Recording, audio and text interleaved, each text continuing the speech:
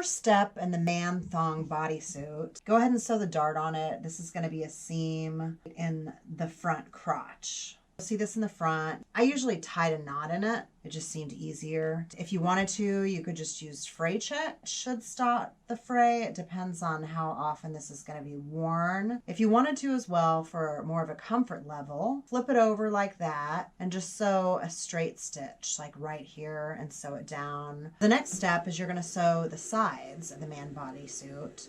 There's the dart. I just tied it at the end. I've left the thong part and the front part to sew later because I need to sew the elastic in now. Also left the top of the tank top part for later as well on both sides. Now I'm going to go over to my Serger machine and I am going to use my elastic attachment and sew elastic in here. I've sewn all the elastic in to the wrong side of the fabric, not the right side of the fabric, the wrong side of the fabric. Now I'm going to go over to my straight stitch machine and I am going to sew together the straps and I'm going to sew together the crotch. I've sewn the shoulder straps and the crotch about 1/4 inch down. I reinforce these sides where the elastic is. You might possibly want to reinforce this dart right here because this would probably be a high stress point. When we go over to my cover stitch machine, or you could also use a zigzag machine, you're going to open this up and then you're going to fold it over when you hem, just like that. Because if you don't, it's going to get too big and bulky. Make sure you open up